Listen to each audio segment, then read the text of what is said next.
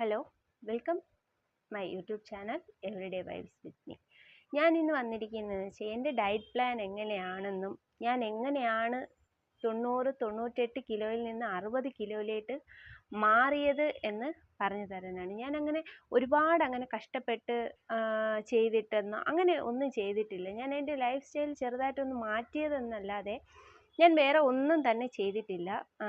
അതിൽ ഏറ്റവും മെയിനായിട്ട് ഞാൻ രാവിലെ എണീറ്റ ഉടനെ തന്നെ ഇളം ചൂടുവെള്ളമാണ് കുടിക്കുമായിരുന്നത്. ഇളം ചൂടുവെള്ളം കുടിച്ചതിന് ശേഷം ഞാൻ വീട്ടിലെ ജോലി എന്തെങ്കിലും അങ്ങനെ ചെയ്തിട്ടിരിക്കും. എന്തായിരുന്നാലും ചായ കുടിക്കുമായിരുന്നു. അത് ഷുഗർ ഇട്ട് തന്നെ കുടിക്കുമായിരുന്നു.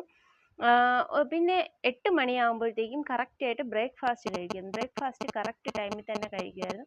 അതായത് ഇപ്പോൾ ഇഡ്ഡലി ആണെന്നുണ്ടെങ്കിൽ ഡയറ്റ് എടുക്കുന്നതിന് മുന്നേ 4 ഇഡ്ഡലി കഴിച്ചിട്ടിരുന്നത് വെയിറ്റ് ലോസ് ജേർണി സ്റ്റാർട്ട് ചെയ്തപ്പം തൊട്ട് അത് 3 ആയിട്ട് ഇങ്ങനെ കുറച്ച് കൊണ്ടുവന്നെന്നല്ലാതെ കറക്റ്റായിട്ട് ഇത് തന്നെയാണ് കഴിച്ചിട്ടിരുന്നത്. അല്ലാതെ എനിക്ക് വേണ്ടി പ്രത്യേകം ബ്രേക്ക്ഫാസ്റ്റ് ഉണ്ടാക്കുകയോ ഡയറ്റിന് വേണ്ടി പ്രത്യേകം ബ്രേക്ക്ഫാസ്റ്റ് ഉണ്ടാക്കുകയോ അങ്ങനെ യാതൊന്നും അങ്ങനെ ഒന്നും ചെയ്തിട്ടേ ഇല്ല. വീട്ടിൽ എന്താണോ ഉണ്ടാക്കുന്നത് അത് തന്നെയാണ് കഴിച്ചിട്ടിരുന്നത്. വേറെ അങ്ങനെ പ്രത്യേകിച്ച് എനിക്ക് വേണ്ടി ബ്രേക്ക്ഫാസ്റ്റ് ഉണ്ടാക്കി അങ്ങനെ ഒന്നും ചെയ്തിട്ടില്ല. പിന്നെ ഈ ബ്രേക്ക്ഫാസ്റ്റ് കഴിഞ്ഞ് ഒരു അരമണിക്കൂർ കഴിയുമ്പോൾ ഞാൻ ഇടയ്ക്കിടയ്ക്ക് വെള്ളം കുടിക്കുമായിരുന്നു. ധാരാളം വെള്ളം കുടിക്കുമായിരുന്നു. കറക്റ്റ് ടൈമിന് ഫുഡ് കഴിക്കുമായിരുന്നു. കറക്റ്റ് ടൈമിനെന്ന് വെച്ചാൽ ഇപ്പം 8 മണിക്ക് ഫുഡ് കഴിക്കുമെങ്കിൽ അടുത്ത 11 മണിയൊക്കെ ആകുമ്പോൾ ഞാൻ വയറ് വിശന്ന് കഴിഞ്ഞാൽ ഉടനെ തന്നെ സ്നാക്സ് കഴിക്കും. വിശന്ന് കഴിഞ്ഞാൽ ഒരിക്കലും വിശന്നിരിക്കാനേ പാടില്ല. വിശന്നാലും ഞാൻ ഡയറ്റ് അല്ലേ, വിശന്ന് തന്നെ ഇരിക്കണം എന്നൊരിക്കലും ചിന്തിക്കാനേ പാടില്ല. നമ്മുടെ വയറ് വിശന്നിരുന്നാലും നമ്മൾ വയറ്റിനകത്ത് ഗ്യാസ് കയറി നമ്മൾ ശരീരം കയറി തടിക്കുക തന്നെ ചെയ്യും. കാരണം നമ്മൾ ഒരിക്കലും വയറ് വിശന്നിരിക്കാൻ പാടില്ല. വയറ് വിശക്കുന്ന ടൈമിൽ വെള്ളം ധാരാളമായിട്ട് കുടിച്ച് വയറിനെ എപ്പോഴും ഫില്ലാക്കി വെച്ചിരിക്കാൻ വേണ്ടി ശ്രമിക്കുക.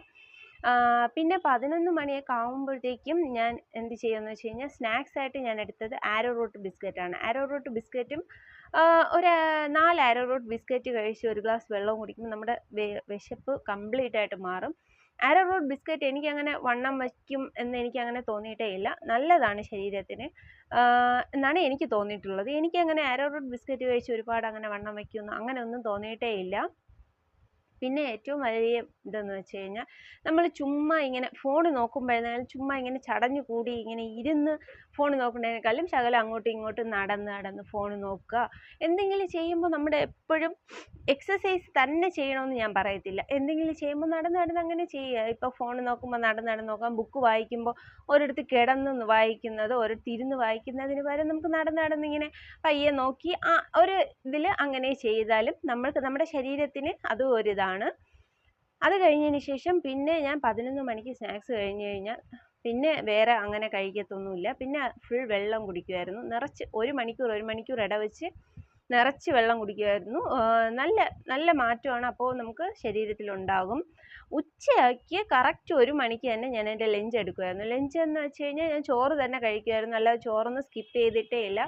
ചോറ് തന്നെ കഴിക്കുമായിരുന്നു. ചോറിനോട് വീട്ടിൽ എന്താണോ കറി വയ്ക്കുന്നത് അത് തന്നെ കഴിക്കുമായിരുന്നു. പക്ഷേ ചോറിൻ്റെ ക്വാണ്ടിറ്റി ശകലം കുറച്ചിട്ട് കറികളുടെ ക്വാണ്ടിറ്റി നിറച്ചെടുക്കുമായിരുന്നു. അതായത് വിശപ്പ് നമുക്ക് മാറാൻ കണക്കിന് കറികളെടുത്ത് ചോറ് ശകലം കുറയ്ക്കുമായിരുന്നു.